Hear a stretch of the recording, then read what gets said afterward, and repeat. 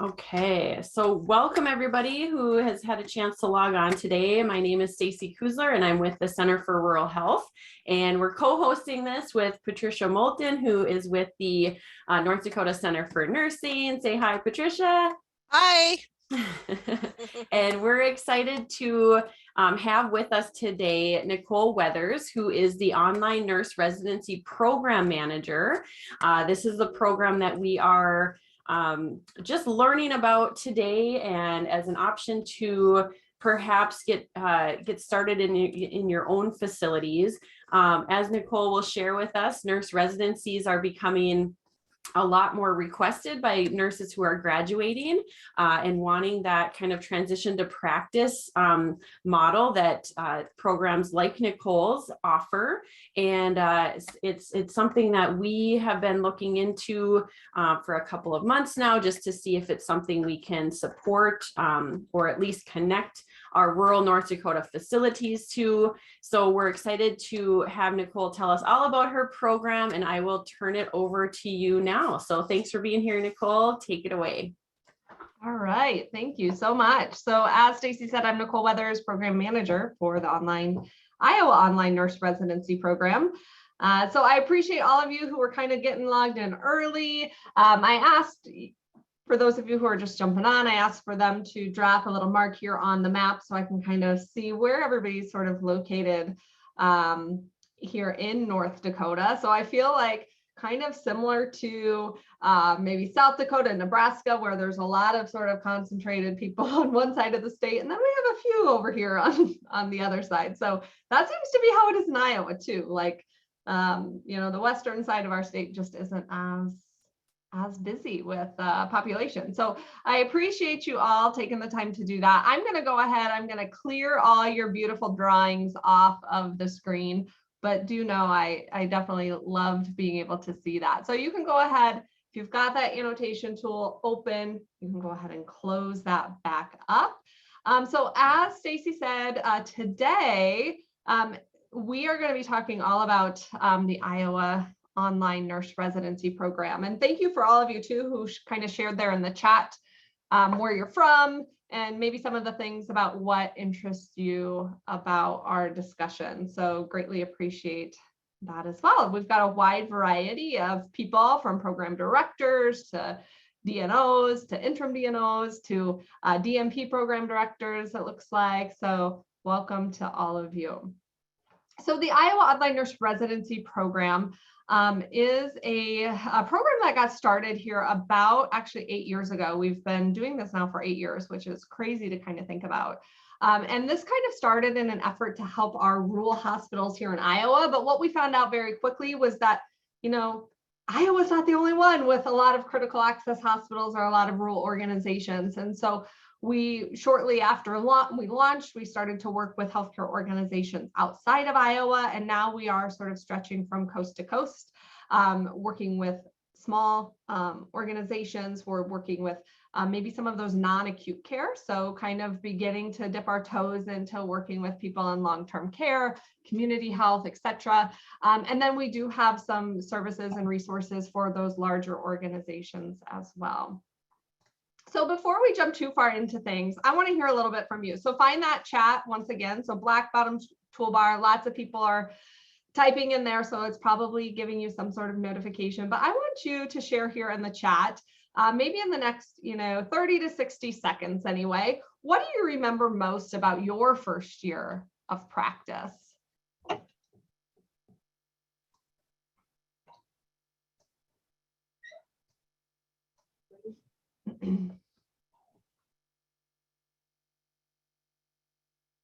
So Candy, you said you remember trying to organize tasks, right? So I hear this a lot from leaders that our new grads are just so task oriented. So, when we think back to Benner's novice to expert, it is very normal for new grads to be very task oriented in the beginning, because that is where they are kind of in that transition from being a novice to being a competent nurse. So thank you, Candy, for sharing that. What about the rest of you? What are some things you guys remember most about your first year of practice? Go ahead and put them there in the chat.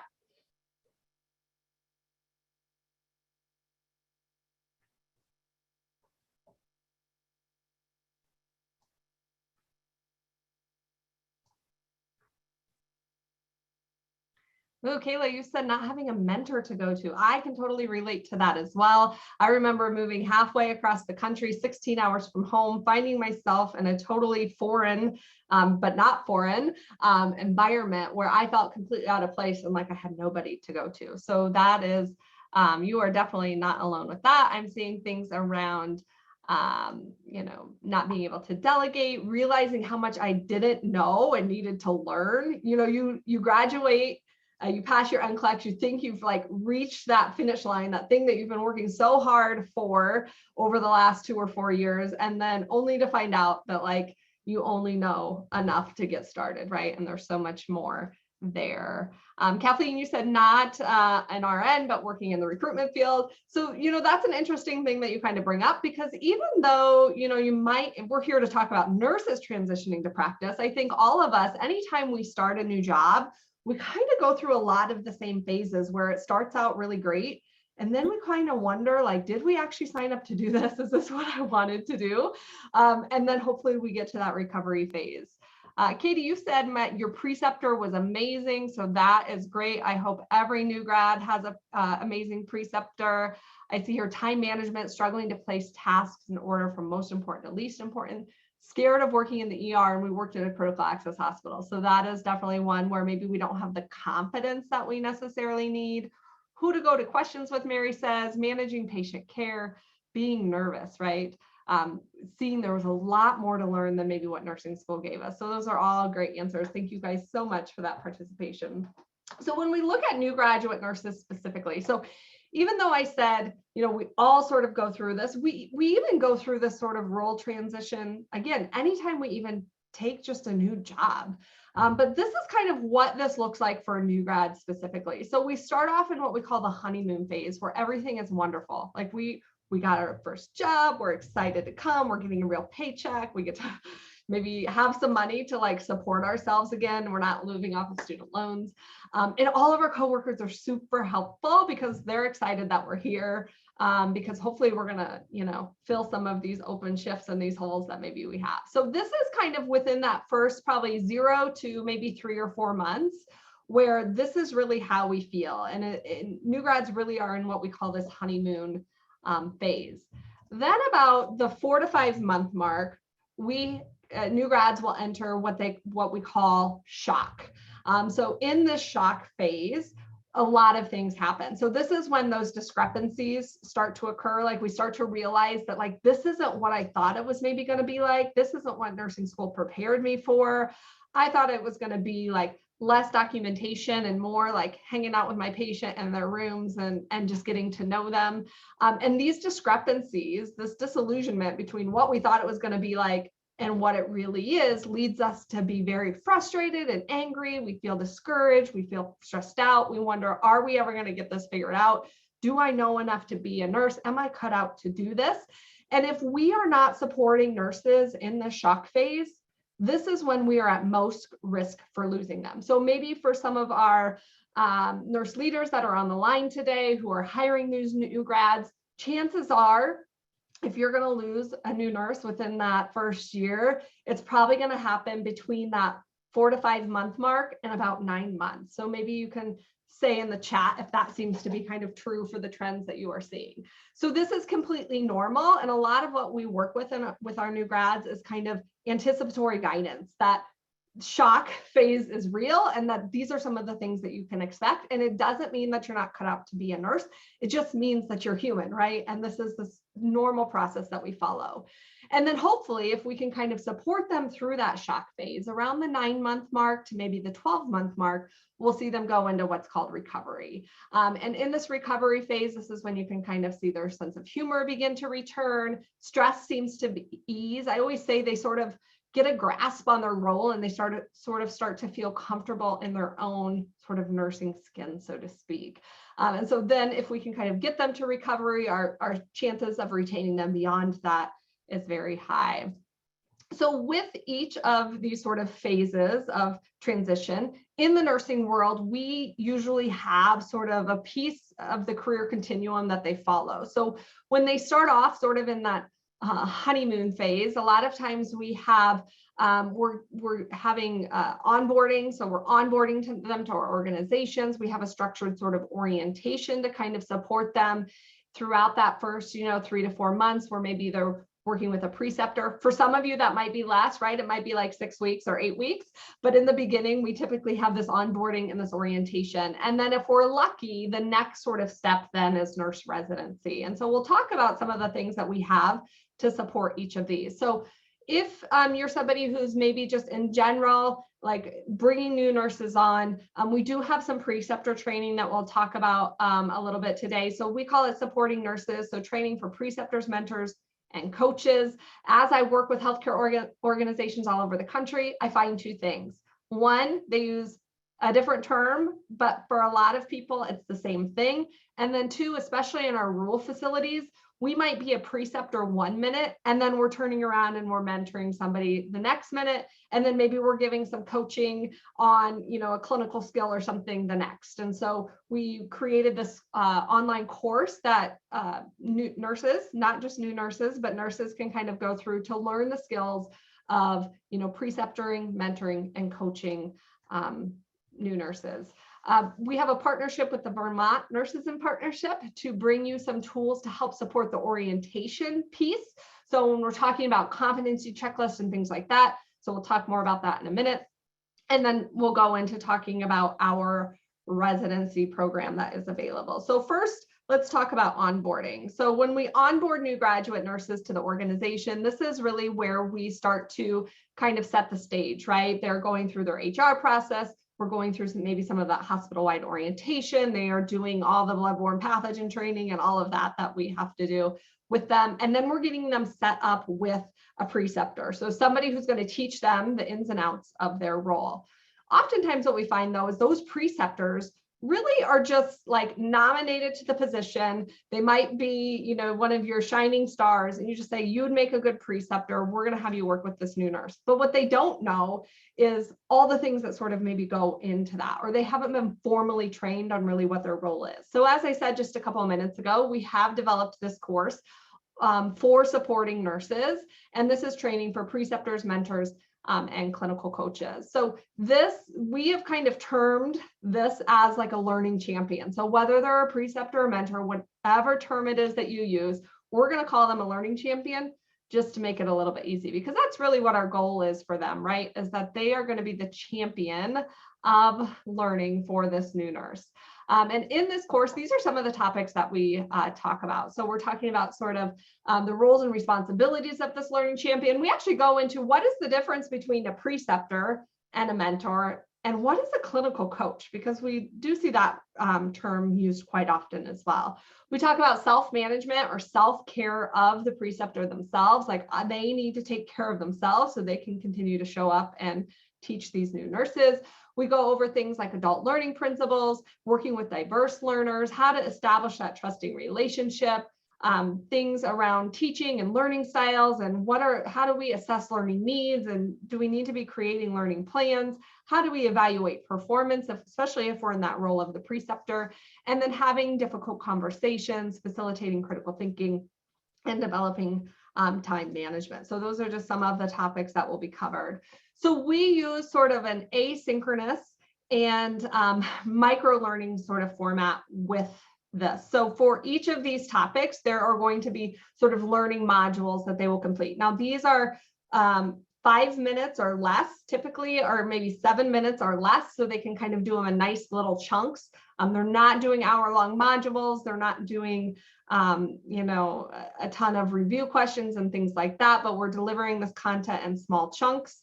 They will find some assessments throughout. So for instance, we have them do a self-assessment. We have them do what is their preferred learning style assessment. There's some readings that they can find in there, some supplemental resources that they can actually print off and take with them. And then for each of our 6 main sections, there's going to be sort of a discussion question where they will sort of reflect and respond.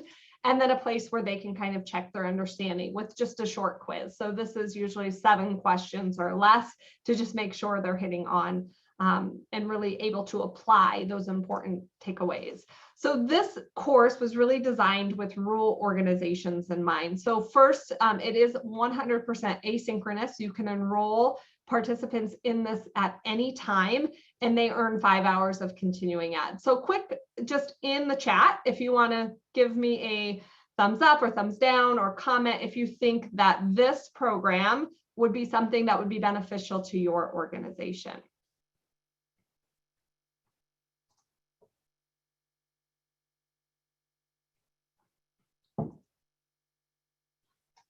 All right, I'm seeing some thumbs up, some yeses. Perfect.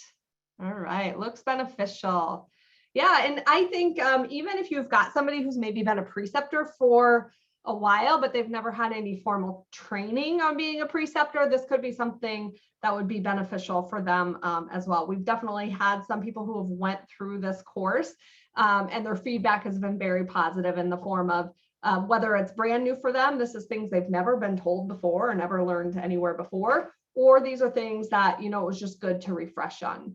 So one thing we really see a lot of organizations doing is using this more as like a flipped classroom, meaning potentially, you know, you would get them signed up for this, you would have them go through this 5 hours, they would print off that certificate that showed that they completed it, and then they would connect with somebody in your organization to talk about the whole process for you at your facility, right? So what does that orientation paperwork look like? What are your expectations for how that needs to be filled out, et cetera, et cetera. So this is definitely gives them a lot of the good foundational knowledge about being a preceptor and the skills that they need, but then they also need to know for your facility specifically, what does that look like? Okay, so then let's move on to talking about sort of that structured orientation. So we've got our prepared preceptor.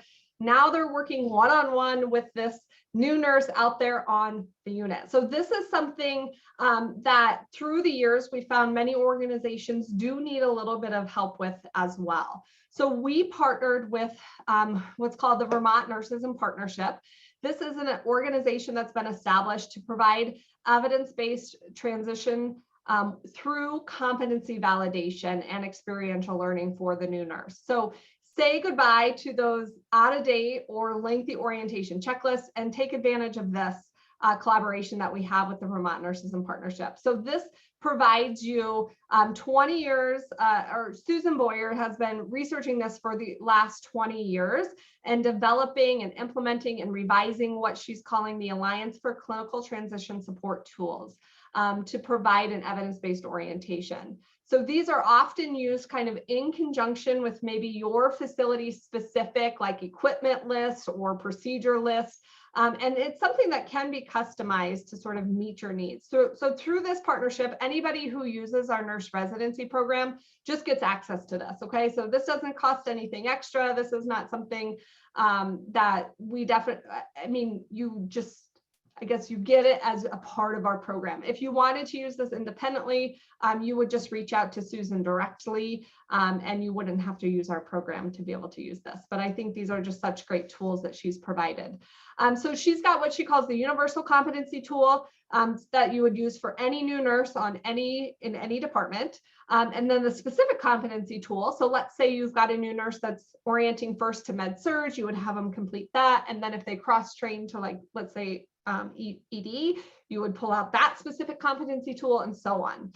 And then some coaching plans. Now, these coaching plans are really meant to assist the new nurse if they're struggling with any of those competencies. And the combination of these three things together really helps support that preceptor relationship. And that if we have handoff between preceptors throughout that orientation period, it really helps just ensure that we have a good handoff and the next preceptor sort of knows what's been done and what hasn't been done. So to give you just kind of a sneak peek of what this looks like, this is just a quick screenshot of the top of that universal competency tool that can be used to verify competency during orientation. So how this actually works is the new nurse will self-assess their own competence. So they'll go through each one of these and they will rate themselves a 1, 2, or a 3, 3 being competent on each of these skills. then when they meet with their preceptor, they can kind of use that as a guide of where to focus. So if you have a new nurse that's feeling a little bit more confident in one area versus another area, that allows that preceptor to kind of use that as a guide. Then the preceptor can add comments and then actually initial and check off once they have verified that they are indeed competent. The clinical or the specific competency tool then is organized by each specific unit. So nursing goals are framed in patient-centered statements that reflect the manner in which nurses are actually providing care. For each of these goal statements, there is a coaching plan. So if, let's say, we have a person who is maybe having a difficult time with their any of these skills, so managing the surgical patient with an underlying medical problem, then the preceptor could pull the matching coaching plan and say, okay, so here is what I need to do to kind of help them in this area. So it gives them some learning strategies here at the top. So for this specific, adapts to unit workflow and patient management with professional resiliency. If they're struggling with this, some learning strategies would be to, make sure that you're introducing them to the interdisciplinary team or ancillary services or the pager system or all of those things. Maybe make sure you're doing a tour and you're introducing them to all the colleagues, going through different protocols, and you have a list of different protocols or procedures that you might want them to go through, ideas for like a scavenger hunt or reviewing charts or things of that nature. So it gives them some learning strategies here. And then it just gives them some more specific performance criteria to kind of really drill down where it is that they're struggling the most. So like I said, this is provided as part of our residency program, which we're going to be talking about next. But you can just reach out to the Vermont Nurses in Partnership independently from us and use it as well. So it does have a cost if you go that way, but if you are using our program, it's just part of the package deal. This is not something that you have to use. So if you already have a really robust orientation and you're like, all the resources that we have in place are evidence-based already and they're good to go, then just ignore the last 5 minutes of me talking. This would not be for you in that case.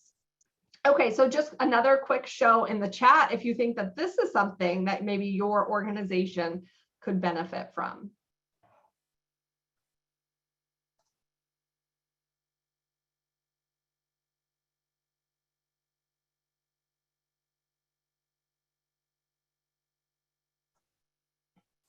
All right. Again, seeing a lot of yeses, seems like a lot. It possibly could be a lot. That's the nice part, is it is customizable. So you can also take a look at it and say, this is something we want to use. Maybe this is something we don't. When I look at these coaching plans, I think the same thing. I'm like, this is a lot. But the idea is that you would only pull these if you have somebody who's struggling in that area. So you would use it to kind of coach them further on that specific tool. Okay. So that brings us though to residency, which I am obviously the most excited to talk to you about this piece. Here, let's kind of jump in to this. So we have two different options when it comes to our residency program. We have what we call our all online option. This is really intended mostly for rural organizations. So those who have maybe as little as one new nurse that they're hiring at a time, and they need some way to support them throughout that transition period. The cool thing about this option is that they do get enrolled into an online cohort. That online cohort then is made up of new graduate nurses from all over the country. And so you have a nurse in North Dakota that's learning right beside a nurse in Iowa, maybe somebody from Oregon and somebody from New York, right? So they are all a part of this online cohort. Once a month, they get together, they have some conversations. So they get to hear from one another that, guess what, it's not just my hospital here that has this challenge or is dealing with this issue or has that physician that nobody wants to call at 2 a.m. Like that exists everywhere. So maybe I don't need to leave because maybe it's just fine right where I am. So this online cohort is really kind of meant for most of you that are on this call today. With this, we kind of call it like our all-inclusive, but it's not all-inclusive because there is a very important role that somebody at your organization plays as well. So we do involve some learning champions, some site coordinators to kind of help, and together as sort of a partnership, we implement this. The other option that we have is what we call our blended option. Now, this is for maybe the larger rural organization, the large, maybe community size hospital, or if we happen to have anybody on here who's like urban, this would definitely be for you. So this is when you have many new nurses that have kind of been hired all at one time, and you have the infrastructure and resources to kind of support your own program. You just don't have the tools to do so. So in this case, we provide you with the curriculum, we provide you with a bunch of tools, and then you run your own program, and we kind of aren't involved other than just providing you with the resources that you need. So this again would be larger hospitals, larger healthcare organizations that hire many new nurses at a time. And then of course they connect with new nurses within their facility. So they're not getting that opportunity to connect with people outside. So what we're going to talk about mostly today, is the all online option. So let's talk a little bit now about how the program works. So we do use what we call a multimodal learning approach that consists of two things. So there's self-paced work or self-paced activities that they do, and then there's some facilitated activities that they do. And so we're going to talk about these two things as we go. So first, let's talk about the self-paced activities. So the first piece of this is there is some online content that they will complete. So we talk about online content is really coming in the format of modules at this point. So these online modules, though, are very short and sweet, sort of to the point. They're covering competencies that are often lacking in new graduate nurses. So on this next slide here, you can kind of see the list of the topics that are covered and the order in which they are covered. So in this year-long program, in the first 6 months, these are the things that we're talking about. So we start off talking about things like critical thinking and just transition from student to professional. So that idea that they're going to go through a honeymoon and a shock and a recovery phase, and this is why this program has been put into place, and this is how it's going to help you. So we give them a lot of that anticipatory guidance right off the bat. And then we also start talking about critical thinking because, as you all know, that's at the foundation of everything we do, right? And we have to be kind of thinking about how does this play into all of these other topics. Then we move into talking all about communication in month 2, managing patient care in month 3. So really in those first 3 months, when they are most focused on surviving orientation and getting through their shifts, those are the topics that we are talking about, is how we can help support them through that with things like communication, time management, prioritization, delegation, and critical thinking. Then in the second 3 months of the program, so months 4, 5, and 6, we kind of take that a step up, right? So they've kind of hopefully settled into their role a little bit. They can get through that shift usually with just maybe a little bit of help or backup from their peers by this time. And then we are talking about things like providing that patient-centered care, where we delve into safety and ethics, and then quality, evidence-based practice, and healthcare finance. So again, once they've sort of gotten their feet under them through orientation, we can kind of start talking about some of these higher order sort of skills. Also, you will see on this, so those are kind of those core modules. And then we also have some resiliency that we've included in this. So this actually doesn't come at this point until the second 6 months of the program, but throughout that second 6 months of the program, they are going to learn a little bit about what it means to be resilient in healthcare. So for this, we have partnered with the Resiliency Solution. They are an organization that is mission is to really help healthcare workers build their resiliency. And so each month, again, they'll just have a little chunk of about maybe 30 minutes of content that they will do on each of these topics. So we start off talking about resiliency in healthcare and what it is and why it's important. Then they will learn about this whole idea of self-awareness. So that ability to do check-ins with myself to discover what it is that I need as a healthcare worker and why it's important to do that, right? We need to do that because we need to take care of ourselves so that we can show up and take care of others. One of the really unique things about this curriculum in particular is he includes this idea of self-regulation. So this idea of beginning to recognize our own nervous system response to stress And how do we see those sort of cycles of stress showing up throughout our workday? And what are some actionable things that we can do when we start to feel this stress level sort of go up, so we can, again, provide the best care possible to our patients. So he talks through some different strategies. He talks about the idea of what does a good break look like. A good break doesn't look like going to the break room and scrolling Facebook for 30 minutes or 10 minutes or whatever. So even if our breaks aren't the full 30 minutes, we can still take a good break, and we can still, alleviate our nervous system a little bit so that we can continue to function and be able to think at that higher level that we need to. We go into the idea of connection, so that importance of how actually regulating our nervous system so that when we enter the patient's room, we can actually have meaningful interactions and we can actually be present in that moment. How that in the long run actually helps build our resiliency, right? Because it's those meaningful connections with our patients that help us find our purpose and allow us to continue to show up. And then finally, optimism. So the importance of actively working against the negativity bias that we have as humans to only give attention to the negative things that are happening. And in the last 2 years, I'm preaching to the choir here, I'm sure, about how easy it is to do that, right? We forget to give attention to the positive things. And so this is one of my favorite pieces after working with new grads for the last 10 years. They are just as guilty as we are for all I remember, or all I think about are maybe the negative things, right? So that feedback I got from my supervisor that wasn't so great, or that physician who maybe said some choice words to me that weren't very kind, or maybe it was that patient who was very unhappy with the care that I gave. And those are all the things that we think about, but we fail to think about all the good things, right? So that time when our supervisor stayed after to help us get that admission wrapped up, or that time where the patient's family was just very grateful that I took the time to go this extra mile for the patient, or that, maybe call shift I didn't get called in for, whatever it might be. So really helping them begin to garner and focus on the positive things in our work as well. So that kind of is what the content really covers.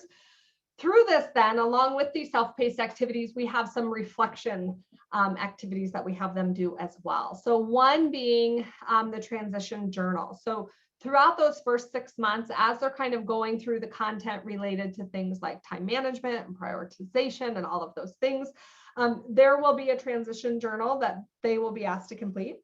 This is something that we have built with the busy nurse in mind, meaning they're not doing pages upon pages. This isn't school, right? But this is just a time to sit down at the end of each week and sort of think about all the things that have happened in the last week, and then make plans or set intentions for the week ahead.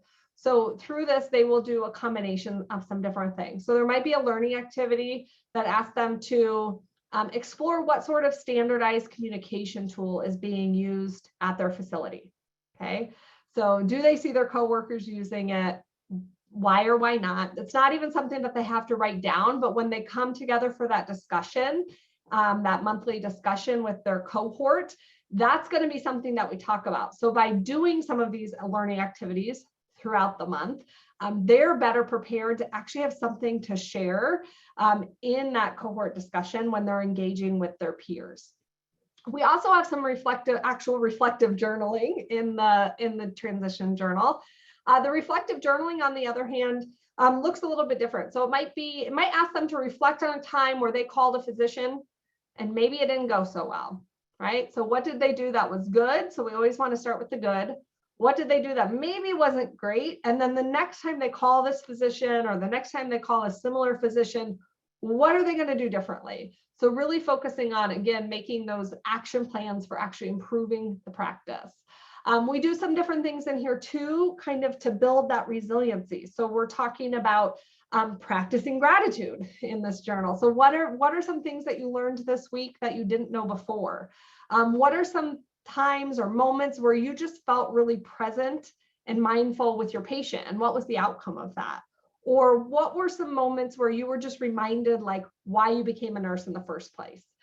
So this really serves as a nice little snapshot too. And what I've heard from residents who do this, because there are going to be those that maybe don't, but for the people who actually put the effort into this, when they get to that shock phase and they're questioning like, am I ever going to get this? Or, I feel like I'm still at square one. They can kind of go back and they look in this journal and they see really how far it is that they've came. So it really helps build that confidence as well. As they're going through the resiliency work, there is a sort of additional piece for this where they can do some different activities related to that resiliency as well. So there's going to be some reflective questions in there, maybe some learning activities, or they identify different moments throughout their shift that would be a good time to maybe take a quick 60-second break to just kind of do a self check-in. They do some action planning in here as well. So again, making plans for how am I going to actually incorporate some of these skills that he talks about.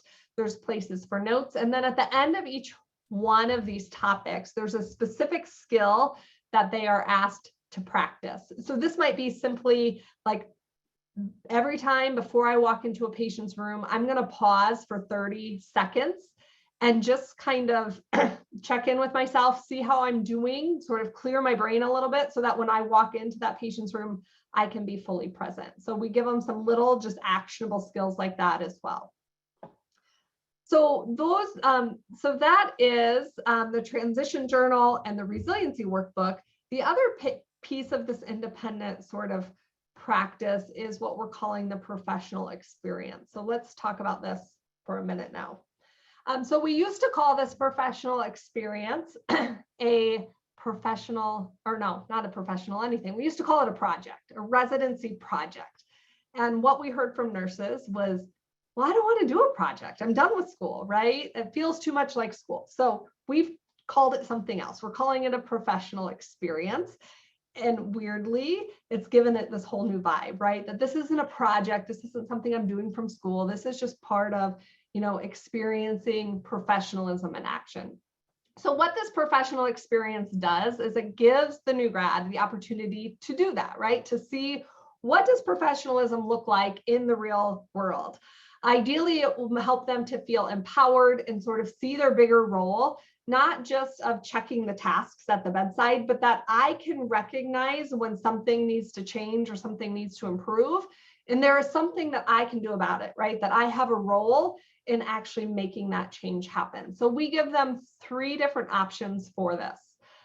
So option number 1 is a change project. So this used to be the only option that we would provide for them to choose from. And so with this, they would identify something on their unit that they felt could be improved upon.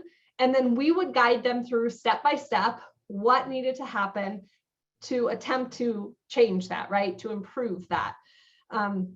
What we found through COVID is that this was hard, right? We've learned a lot of things from COVID, but that this was hard specifically because there was so much change constantly happening. We couldn't be bringing on one more change. So we added in a couple different options at that point, and these kind of stuck because I think they're good as well. And I'll talk a little bit more about that. So option 1 would be to lead a change. Option 2 then, maybe for the person who's not so comfortable sort of leading that change, would be to propose a change. So through this, they do this through a case study. So they would identify a patient on their unit that they felt maybe it was just interesting. Maybe they're still thinking about them. Maybe they're still wondering, like, how did that happen or why did that happen? And then they get approval from their organization to kind of do a little bit of a case study on them. So they take a little bit of a deep dive into that patient's chart. They learn a little bit more about what they came in for. What were some of those, you know, interesting things that sort of happened throughout their stay? Most of the time, there's some sort of significant event, right? There's something that happened that maybe shouldn't have happened, and that's what makes them so interesting.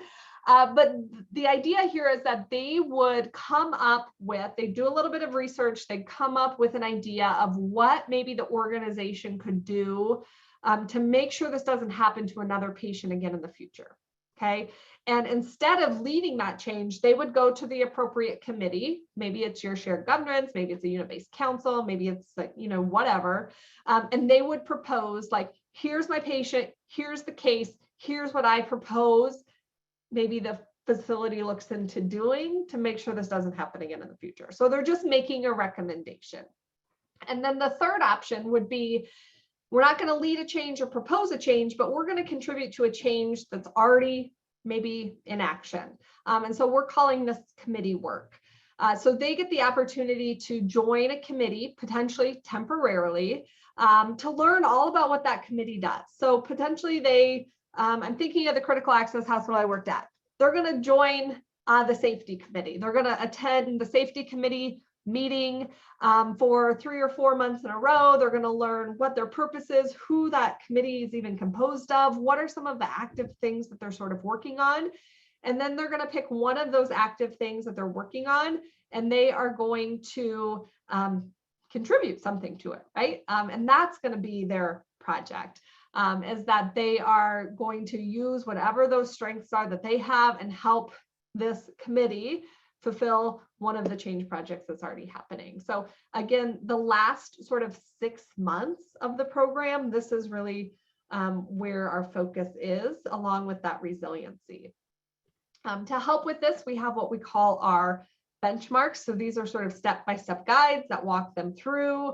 This is what we need to do in each of these options each month. They get one little chunk to do each month. And so it's sort of spread out over the course of that last 6 months. And so this is really what that looks like with the resiliency and the professional experience all together. Okay. I see, Brad, you asked of the 3 options, do you see one more is more common? So that's a great question. As we were sort of building out these other options, I will say they've only been available for about 6 months. Right now, they're still selecting the change project the most, which is funny because it's like we offered these other options because they were scared of doing the change project. But many times when they get into whatever that topic is that they come up with, they were like, well, this really is something that just needs to happen. And then they end up kind of transitioning over to that change project. It'll be interesting in the next 6 months or so to see if some of those other ones come up a little bit more or not. Yeah, change the name did make a difference. I agree with that. It's so funny. I would have never thought that would have been that big of a deal, but I get it though, you know, they're done with school. They want to be seen as a professional. So I'm glad we decided to do that. So those are kind of some of the self-paced things that they're doing. They have online content. They've got these reflective journals, and they've got these benchmarks that they're doing for their professional experience. And then we've got our facilitated activities. So this is where once a month, they're going to be getting together with us. In the online option, we actually lead this cohort discussion is what we call it. And we've actually been thinking about calling it something other than a discussion, just in case, because they kind of think that that sounds like school too. So we thought, oh, maybe we'll call it peer mentoring or something. I don't know, same idea, but we're getting this cohort of peers together. They have an opportunity to kind of share, right? So they're sharing sort of some of these tales from the bedside. So what is it that they're experiencing? What's going on in their world? They get that opportunity to sort of just get some things off their chest. And then depending on where we are in that self-paced content sort of dictates what it is that the facilitator then is talking to them about. So in the beginning, it's kind of focused on that core curriculum, those professional skills. And then as we transition into the resiliency and the professional experience, then we're walking them through those topics as well. So this is one time per month. We ask them to get on a Zoom meeting, much like we are doing here today. Although they're doing more talking than you are, hopefully, but we're doing all sorts of things. So I tried to simulate some of that for you, like with the annotation that we did at the beginning, using the chat. We would actually have them, because it's a smaller group, it's only about 10 people usually in each group. They actually get to flip on their microphones then and talk with one another. We do the breakout rooms, we do all the things to get them engaged and interacting. But one time a month, they come together for each of these 12 months of the program. This, of course, is led by an expert residency facilitator here at the College of Nursing. They engage with those new grads, they get to share those tales, they get to ask questions, they participate in all the activities. And then at the end of every one of those live sessions, we do some goal setting with them, where they reflect on all the things that we talked about this month, and they pick one thing that they want to actively work on improving in their practice. And then they go back to your facility and they work their shifts, right? But while they're doing that, this is where you sort of come in. So we would identify what we're calling learning champions at your facility. So there would be for sure a on-site coordinator. So this would be a point person. If you're lucky enough to have an educator, it's oftentimes sort of that nurse educator at the facility who's sort of this site coordinator. They're kind of our go-to person for, just working with that new grad, getting people signed up, letting them know, how things are going. They're going to be kind of our go-to person. On top of that, we will also encourage you to use maybe more of somebody who's closer to them on the unit. And I know depending on the size of your rural facility, the site coordinator could function both ways. And that's okay too, but we want to make sure we have somebody a little bit closer to that new grad, because what's going to happen is that site coordinator and the learning champion, and they might be the same person or they might be different, are going to be responsible for checking in with that new grad each month. So they're going to meet with them. It could be formal, it could be informal. I don't really have a preference, but somebody there needs to say, hey, how's it going? I heard you talked about this month. Talk to me about it. Where are you struggling? How can I help you? This is also a great moment if you've got some things hanging out there from orientation. So like, we never get a chest tube, maybe once in a blue moon. And guess what? A blue moon happened a week ago. And now this new grad has a million questions about that chest tube. Great time to kind of go through some of those things, pull out some policies, talk about that. Also a great time to just talk about kind of like, what do you see yourself wanting to do? If you have options for cross training, where, doing some of that career coaching, some of those things that we all have a lot of good intentions on doing when we hire somebody, but life gets in the way, right? So lots of good conversations can kind of happen in these monthly sort of coaching sessions. So this is just really an opportunity to connect, talk about what's going well, talk about challenges, ask questions, and then get any sort of support and things for the program here. We have lots of resources that we provide to all of you to kind of help support this. I've actually been working on it this month with building sort of a nice orientation for our facilities when they get signed up, so they know exactly what it is that they're going to do. So this is really, if you're a visual person, this is kind of what it looks like when you spell it out, right? We've got those self-paced activities with the online content and sort of this independent sort of reflective practice. And then we're meeting with our cohort and us, and we're meeting with the people at your facility. And that kind of supports that new grad throughout the first year. So sometimes we think like, wow, that's a lot. Nicole, you just went on for 40 minutes about all of this. And it does sound like a lot, but when we look at sort of time commitment, what does this look like? So as far as the online content, we're talking anywhere between 30 and 90 minutes of content each month. Okay, so hour and a half tops throughout the 30-day period of online content. That independent reflection, of course, is going to depend on the individual. You're going to have those that spend 5 minutes, but we average probably about an hour a month on that. Okay, the cohort discussions, we know they don't have a lot of time, and so we're meeting with them for an hour and a half, 90 minutes. Okay, you get that schedule in advance, so you know exactly when it is throughout the 12-month period. And then, of course, the check-ins with you are going to vary, but you can expect about 4 to 5 hours a month is what it would take for that individual to commit to this program.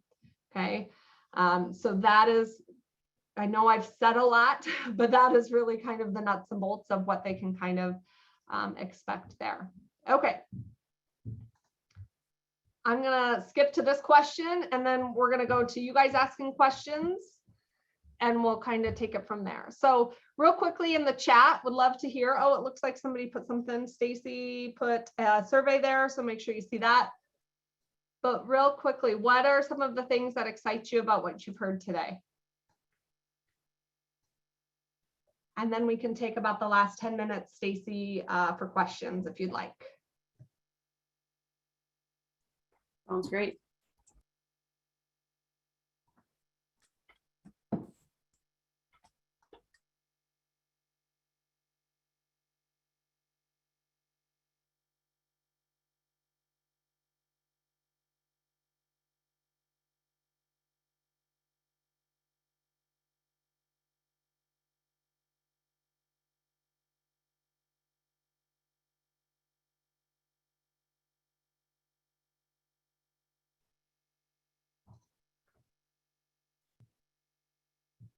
Ashley, you said, I love the idea of supporting new nurses through that shock phase. Yes, because we all do it. Like I did it when every job I've ever taken. I feel like we all go through that shock phase, right? Where, wow, did I really think I was going to be good at this? Like, what was I thinking? And then we just have to kind of work our way through it.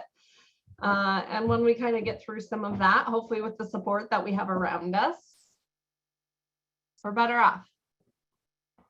I really like the idea of the new grads have support within the facility, also online with the cohorts. Yes, and that is so important. So this is not a sign them up and I get to take my hands off and forget it.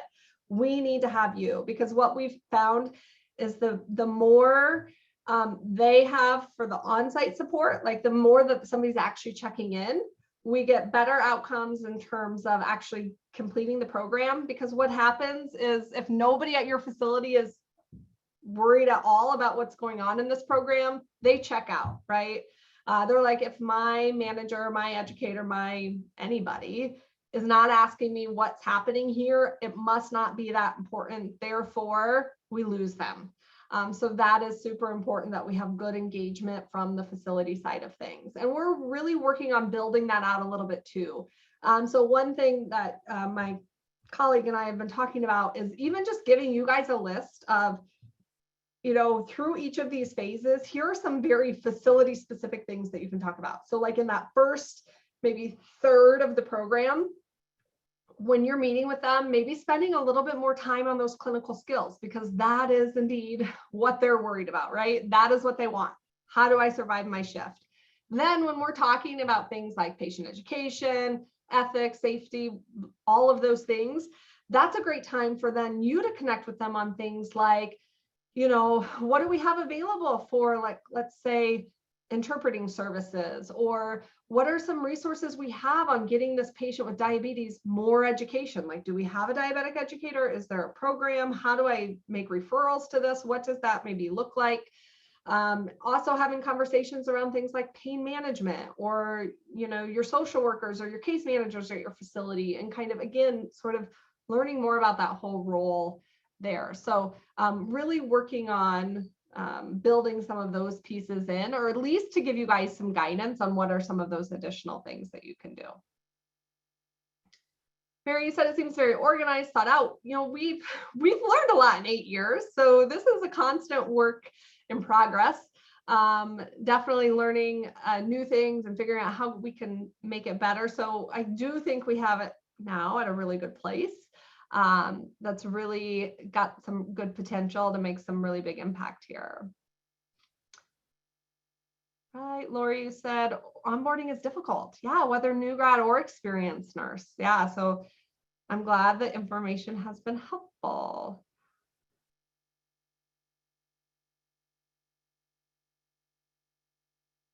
Okay, so I see somebody said it sounds like a great program. However, I worry that it's a lot, especially in a small facility. I've already had feedback from staff that orientation time is consuming, especially when short staffed. Yeah, I mean, you might have that feedback, but I think it's all in how you approach it, right? Like, we want to make sure that we're setting you up for success, and we want to make sure that you have the foundational skills you need to provide the best high quality patient care that you can. And this is what we do to help you do that. Okay, so I think how we talk about it, how we approach it with that new nurse can kind of help with that, but it's extra time. And so I think when you think about that in terms of how could we recognize and reward them for this extra time. So making sure that it's, we're paying you to learn further, right? Maybe what do they get when they successfully complete the program? Do they get anything? Do they get a bump in pay? Do they get a little bit of a bonus? Are we splashing their name all over, social media world, whatever it is that we kind of come up with for sort of rewarding and recognizing them. And, staffing is an issue, right? I mean, that has definitely been a challenge, I think, throughout the last 2 years. And I think you want to make sure your facility is committed to supporting this type of program. And if I can add on to that too, of course, I'm not a nurse and I'm not in these facilities, and I know maybe my take is different than what's actually going on, but you can spend time retaining people through programs such as this, or you can spend time recruiting. And so it's where do you want to spend your time, and what's maybe more worth it? So is it more worthwhile and cheaper to retain and put effort and time into something like this? Or is it worth your time to constantly maybe have a higher turnover rate and you're spending your time trying to entice new people to come? And I feel like things like this, word spreads then through people who have gone through the program and have had a good experience through your facility, that then they become recruiters for you. So again, maybe that's oversimplifying and easier said than done. Stacy, what the heck are you talking about? But you know, there's a little bit of truth in there that where you spend your time, you know, where you water the grass grows, or where, you know, where you choose to spend your effort, that it'll come back to you in full. Yeah, you know, Brad, you said, you know, your gut says great process might not work for everybody, and that's very true. So we've actually put together what we're calling sort of a gap analysis tool, and it kind of just lays out nicely, like, these are the recommendations that we have for finding the most success with this. And if you sort of go through that list and you're like, yeah, we're not in a place for this, then let's not go there, right? Because then it's a challenge for everybody. It's a challenge for the leader, it's a challenge for the new nurse.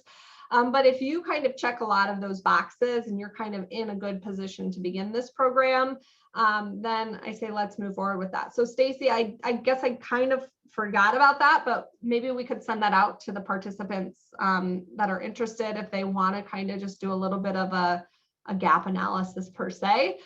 They can kind of go through that spreadsheet that we have and see if they're in a good place to maybe start something like this. There was one more comment that just want to keep everybody up to date. Somebody had a comment about cost sharing. So just real quickly on that, we through Nicole, she's connected with us with other states who have used her program and have used other resources to leverage the cost of this exact program. And so we're just information gathering on what other states have done and how other facilities have supported this exact program, and looking into ways that we can mimic that in the state of North Dakota. So there's things in the works there. Nothing's guaranteed at this point, but just know that we are looking into what's been done so we don't have to reinvent the wheel. So Stacy, is it okay if I share what the cost, I mean, just the cost would be? Yeah, outright, absolutely. Regardless if North Dakota did anything. Okay, so first let's talk about that preceptor training, or that training, supporting nurses training, you know, training for preceptors, mentors, coaches. That is $125 per person you enroll. So they get 5 hours of continuing ed, so about $25 per hour is what that looks like. For the online, the all online, this is you sign them up. I mean, you still have somebody at your facility to support them, but you sign them up and we sort of facilitate the program. That is $1,000 per participant. And that there aren't any extra fees associated with that. So that includes kind of getting your site coordinators up to speed, providing them the resources that they need, and then enrolling the residents. So $1,000. They get 36 hours of continuing ed. I don't know if that's a thing in North Dakota, but it is here in Iowa. So they would have, in Iowa, they have their full first license renewal done by participating in this program. And then if you were maybe a larger rural organization or community sized, the blended option, and that's where we provide you with the resources. There is a startup consultation, varies, but typically around $5,000 to get up and going. But then the fee per participant is lower. So it's $360 per participant. And the reason why it's cheaper is because we don't do it, right? You do it. So you got to remember that if you were like, oh, well, we want to go with the blended because it's cheaper amount per participant, you got to have a person and you got to pay a person to do it. So you got to make sure you've got that in the budget as well.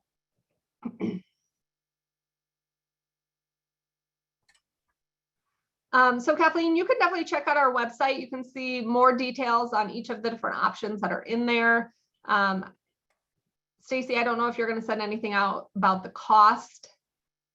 Yeah, well, Nicole, I'll work with you just to make sure that what I'm going to send out is appropriate for what you want to or where you want to direct people on your specific site, and then we'll get that out to all the participants that were on this call today. And then I'm just going to pop the survey in the chat again, because it's kind of gone up as people have commented, but that will really help us understand what your interest level is in this particular thing, so we can stay in touch with you maybe more often, so that we're not losing anyone's interest as time goes on. So just let us know. There's just 5 questions or so on there, so it shouldn't take you too long, and that'll help us stay connected with you and get that information flowing back and forth. Excellent. All right, any other questions?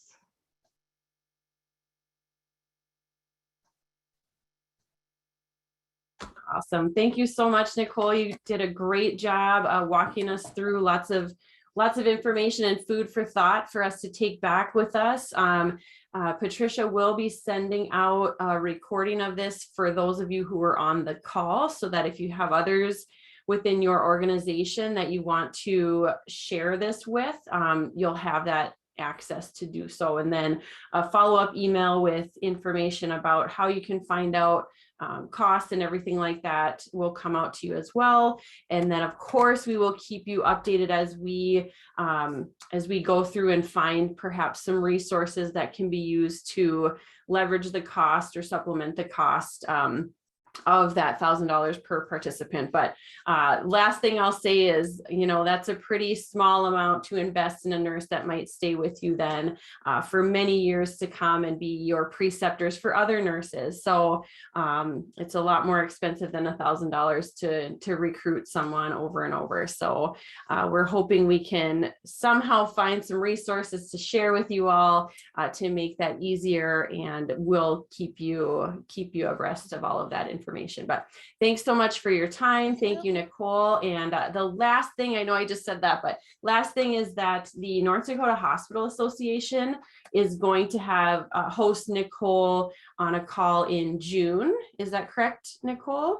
And so I know that Pam from North Dakota Hospital Association has it will be, or maybe has open registration for that particular session. So it will be about this program, but a little bit different highlight about the features of the program. So it won't be a direct repeat. So if you would like to attend that, these 2 sessions really complement each other. So watch out for that from NDHA and Pam. So we'll let you go for the rest of your day. Enjoy the rest of your week. And thank you again, Nicole. Great job.